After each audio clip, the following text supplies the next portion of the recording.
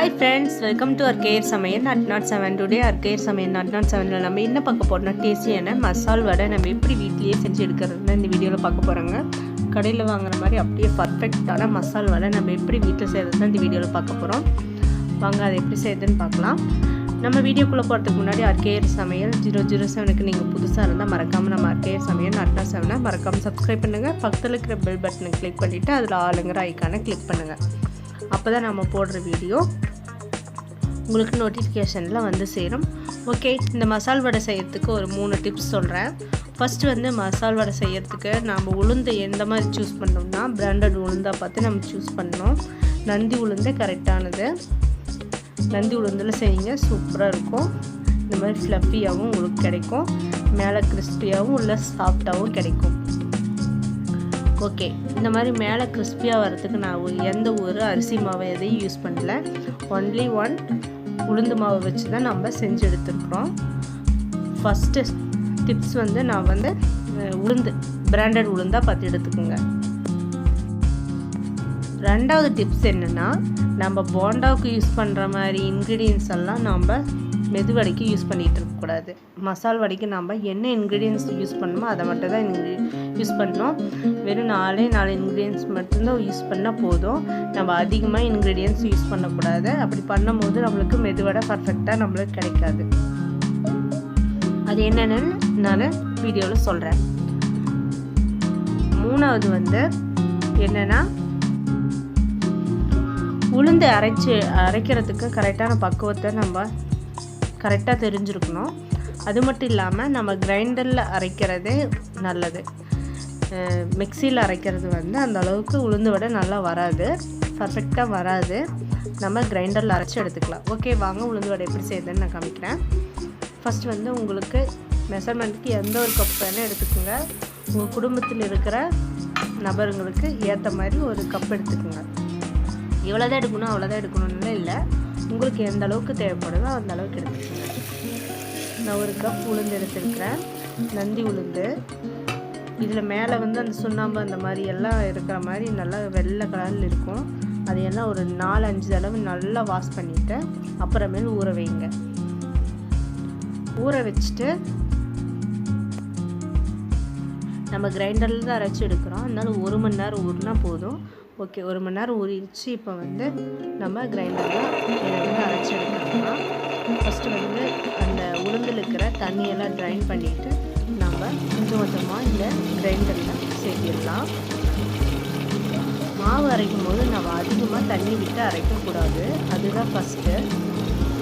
அதிகமாக தண்ணி விட்டு அரைச்சிட்டோம்னா நம்மளுக்கு மெதுவடை வந்து அதிகமாக ஆயில் குடிக்க ஆரம்பிச்சுக்கும் எண்ணெய்க்குள்ளே போடும்போது. அதனால் நீங்கள் வந்து எல்லா உளுந்தையும் கிரைண்டரில் சேர்த்துட்டு அது வந்து நல்லா அரைகிற வரைக்கும் விட்டுருங்க. கொஞ்சம் இழுத்து பிடிக்கிற மாதிரி கெட்டியான இதுக்கு வந்துச்சுன்னா தண்ணி லைட்டாக தெளிச்சு விட்டு நம்ம அரைச்சி எடுக்கலாம். பாருங்கள், நான் வந்து இப்போ தண்ணியை விடலை, அதுலேயே நம்ம ட்ரைன் பண்ணி வச்சுருக்கும் போது இருந்த லைட்டாக இருந்த தண்ணியை நம்மளுக்கு கரெக்டாக இருந்துச்சு. இப்போ வந்து கிரைண்டரில் போட்டு நான் அரைச்சிட்டு இருக்கிறேன். இது வந்து ஒரு 5 நிமிஷத்துக்கு நான் அப்படியே ஓடிட்டுன்னு விட்டுட்டேன். இது லைட்டாக இழுத்து பிடிக்கிற மாதிரி இருக்குதுல்ல, அந்த ஸ்டேஜில் வந்து நம்ம இந்த மாதிரி ஸ்டேஜில் வந்து தண்ணி நம்ம மேலே தெளித்து விடணும். நிறைய தெளித்து விடக்கூடாதுங்க, சும்மா ஒரு ஸ்பூன் எடுத்து வச்சுக்கோங்க. அதை வந்து 2 டீஸ்பூன் போட்டுங்க போதும். இந்த கையிலேயே தெளித்து விட்டுருக்குறேன். அதே மாதிரி இன்னொரு 5 நிமிஷத்துக்கு அரைச்சி எடுக்கலாம். அந்த கெட்டியாக ரொம்ப இழுத்து பிடிக்கும்போது நம்ம தண்ணி லைட்டாக விடணும். அந்த மாதிரி தான் நம்ம அரைச்சி எடுக்கணும். இந்த அரிசி மாவுக்கு இட்லிக்கெல்லாம் யூஸ் பண்ணுற மாதிரி நம்ம அதிகமாக தண்ணி விட்டாலும் உளுந்து அரைச்சி எடுக்கக்கூடாது. இதில் கொஞ்சம் அதிகமாக தண்ணி விட்டிங்கனாவே உங்களுக்கு மெதுவடை வந்து நிறையா ஆயில் குடிக்க ஆரம்பிச்சிடும். அதனால் நம்ம கொஞ்சம் கொஞ்சமாக தண்ணி விட்டு இது கெட்டியான பதத்துக்கு நம்ம அரைச்சி எடுத்துக்கலாம்.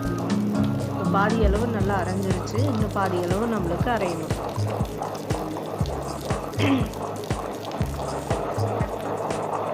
கொஞ்சம் கொஞ்சமாக நம்ம தண்ணி சேர்த்து நம்ம இந்த மாதிரி அரைச்சி எடுத்துக்கலாம்.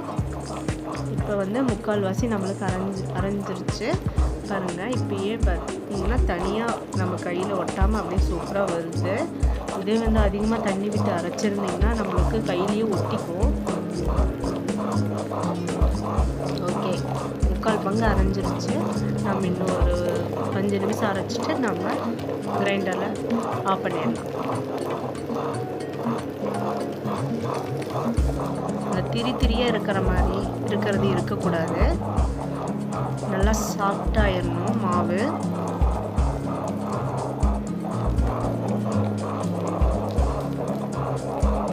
உங்களால் எந்த அளவுக்கு அரைக்க முடியுமோ அரைச்சிக்குங்க. அவ்வளோதாங்க, சூப்பராக அந்த திரியாக அந்த குறையாக இருக்கிறது இல்லாமல் நல்லா ஒரே ஈவனாக அரைச்சிருச்சு. இப்போ வந்து ஒரு மிக்சிங் பவுலில் மாற்றிடலாம்.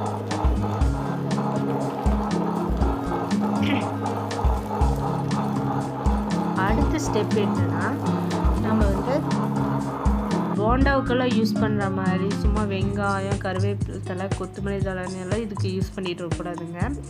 மெது வடைனாவே ஒரு 4 இன்க்ரீடியன்ஸ் தான் நம்ம சேர்த்திக்கணும். ரொம்ப அதிகமாக சேர்த்திக்கிட்டோம்னா அந்த வடை ஷேப் நம்மளுக்கு வராது. பிகைனர்ஸாக இருந்தால் நீங்கள் வந்து ஃபஸ்ட்டு வந்து நீங்கள் மாவு அரைச்சது கரெக்டானு பார்த்துக்கிறதுக்கு ஒரு பவுலில் தண்ணி விட்டு அதில் கொஞ்சம் மாவு எடுத்து போட்டு பாருங்கள். அது இந்த மாதிரி மிதந்துட்டு வந்துச்சுன்னா கரெக்டான பக்குவத்தில் நீங்கள் அரைச்சிருக்கிறீங்க. தண்ணி கம்மியாக விட்டு அரைச்சிருக்கிறீங்கன்னு அர்த்தம். பாருங்கள், இந்த மாதிரி நல்லா ஃப்ளஃபியாக இருக்கணும். பார்க்கும்போதே நல்லா புசுன்னு மாவு. ஓகே, அடுத்தது வந்து ஒரு சின்ன கட்டி அளவு இஞ்சி எடுத்து இந்த மாதிரி மெண்டாக கட் பண்ணி இதுக்குள்ளே சேர்த்துக்கோங்க. இதில் சேர்த்துற இன்க்ரீடியன்ஸ் மட்டும்தான் நீங்கள் சேர்த்திருக்கணும். இதை எடுத்து வேறு நிறைய இன்க்ரீடியன்ஸ் சேர்த்திக்கிட்டிங்கன்னா வடை பர்ஃபெக்டாக வராது. ஓகே, இப்போ இஞ்சி சேர்த்தியாச்சு. பச்சை மிளகாய்,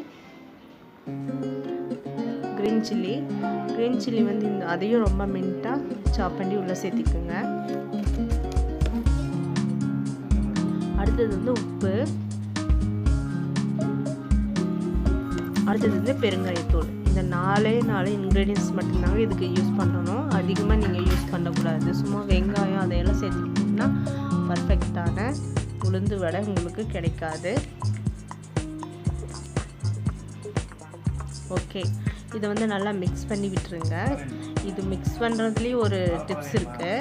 என்னென்னா, நல்லா அடித்து நல்லா நம்ம மிக்ஸ் பண்ணணும். இந்த மாதிரி நல்லா அடித்து விட்டு நம்ம மிக்ஸ் பண்ணணும். சும்மா மிக்ஸ் பண்ணக்கூடாது. மெதுவடை வந்து நல்லா சூப்பராக உள்ள மேலே கிறிஸ்பியாகவும் உள்ள சாஃப்டாக வரதுக்கு இதுதான் காரணம். நல்லா அந்த மாவை அடிச்சு விட்டு நீங்கள் வந்து அதை வந்து மிக்ஸ் பண்ணுங்கள்.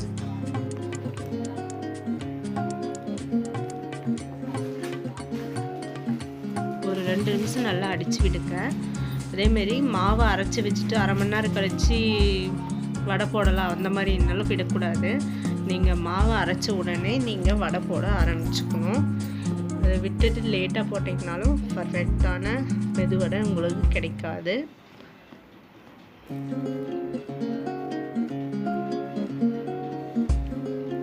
இந்த மாதிரி நல்லா அடித்து விட்டுட்டு அப்புறமேல நம்ம மெதுவடை செய்ய ஆரம்பிச்சுக்கலாம்.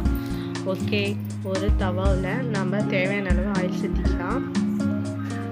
அதேமாரி இந்த வடையெல்லாம் பொரிக்கிறதுக்கு நீங்கள் வந்து கடலை எண்ணெய் யூஸ் பண்ணாதீங்க. அது வந்து நல்லா எண்ணெய் இழுக்கும். நீங்கள் வந்து சன்ஃப்ளவர் ஆயில் அந்த மாதிரியெல்லாம் யூஸ் பண்ணிக்கோங்க. ஓகே, ஒரு பவுலில் தண்ணி வச்சுட்டு அந்த கையை வந்து அந்த தண்ணியில் நிலச்சிக்குங்க. அப்புறம் மாவு வந்து நீங்கள் எடுத்து ரவுண்ட் ஷேப்பில் இந்த மாதிரி பண்ணிவிட்டு நம்ம கட்டை விரலை வச்சு கொஞ்சம் லைட்டாக ப்ரெஸ் கொடுத்து லைட்டாக இழுத்துட்டோம்னா நம்மளுக்கு ஒரு ஹோல்ஸ் மாதிரி கிடச்சிரும். பாருங்கள், இந்த மாதிரி. இப்போ வந்து நம்ம ஆயில் காய வச்சு அதில் நம்ம சேர்த்திடலாம். அவ்வளோதாங்க, சூப்பரான நம்மளுக்கு மெதுவடை ரெடியாக போகுது. இது ரொம்ப கஷ்டப்படலாம் இல்லைங்க. ஃபஸ்ட் டைம் செஞ்சு பார்த்தீங்கன்னாவே உங்களுக்கு கரெக்டாக கிடச்சிரும். எந்த ஒரு மிஸ்டேக்கும் வராது. நீங்கள் வந்து நான் சொன்ன மாதிரியே நீங்கள் செய்யுங்க. அவ்வளோதான், எல்லாமே இந்த மாதிரி ரவுண்ட் ஷேப்பில் பண்ணிவிட்டு கட்டை விரலை வச்சு ஒரு ப்ரெஸ் பண்ணிங்கன்னா ஒரு ஹோல்ஸ் மாதிரி கிடச்சிரும். இந்த மாதிரி நீங்கள் ஆயிலுக்குள்ளே சேர்த்து எடுத்துருங்க.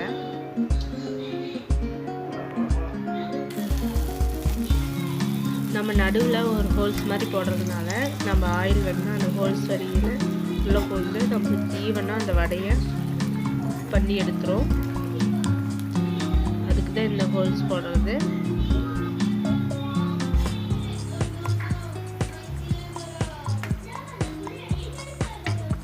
பாருங்கள் மெதுவடை நம்மளுக்கு நல்லா புசு புசுன்னு வெந்து மேலே அப்படியே வருது.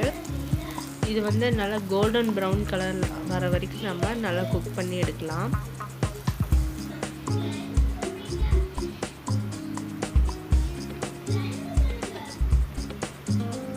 இந்த மாதிரி நீங்கள் நான் சொன்ன மெத்தடெல்லாம் பின்பற்றி நீங்கள் செஞ்சிங்கன்னா கொஞ்சம் கூட ஆயில் பிடிக்காமல் இதுவே கிறிஸ்பியாகவும் உங்களுக்கு மேலே உள்ள அப்படியே சாஃப்டாகவும் கிடைக்கும்.